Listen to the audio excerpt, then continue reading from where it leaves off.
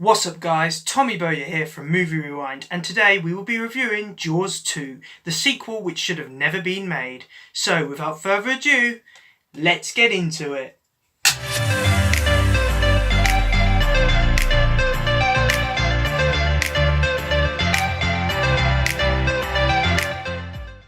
So in terms of character development, this film plays out generally like a slasher film. There's hardly any development done on any of the characters.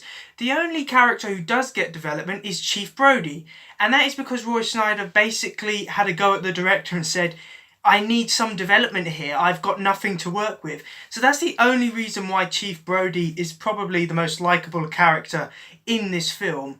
The development for his character does seem okay. I find it strange that after battling a shark, he's now considered mad when he says that another shark is attacking tourists. It kind of feels like it's just playing out the first film again, where the town doesn't believe that a shark is killing people. However, the development in this film, there's hardly any of it compared to the first one. So character development gets a 2 out of 10 because there's hardly any present. So as for the performances, Roy Scheider is the only passable actor in this film. He is a great actor and he really does put his all into this film. Even though he really didn't want to make it, Universal kind of forced him to make this film because he had a 2-picture deal with them.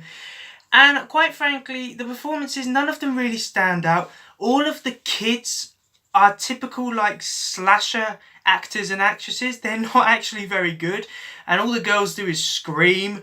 I don't know, the kids in this, especially the teenagers, they were just really annoying. I felt nothing for any of them, and I was basically just waiting for them to die.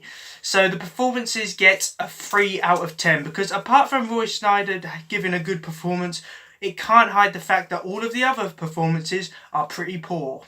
Now as for the effects, I'd have to say that the effects on the shark are not bad. You see more of the shark in this film, which I think kind of damages it, because in the first film the shark does look quite fake. That's why they didn't use the shark a lot. However, in this film they use more of the shark, you see more of the shark, and you can just tell it's fake. And also the shark is scarred. It's got a deformed face, so that just emphasises the slasher vibes I get from this film. And I think that's what they didn't understand. This film is not a slasher film. You know, the first film was a thriller. This is just like a mindless gore fest of a slasher film.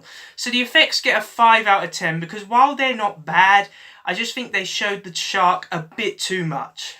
Now in terms of the story and writing, as I've already said, this film basically plays out as a slasher film. You hardly ever see the shark until the last half hour, where the shark kind of comes up and kills someone, then disappears for 5 minutes, then comes up and kills someone. So it just gets really annoying because the first Jaws was not a slasher film, it was a thriller with brilliant characters. This film doesn't really have any brilliant characters. It has one good character, which you remember from the first film.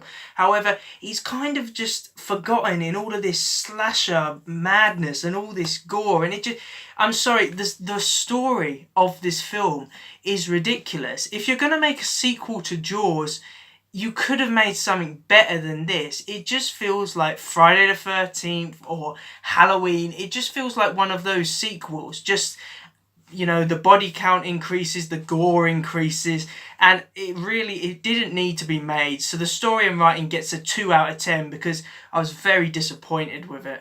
Now for this film's special recognition, I've gone with the fact that this sequel really did not need to be made.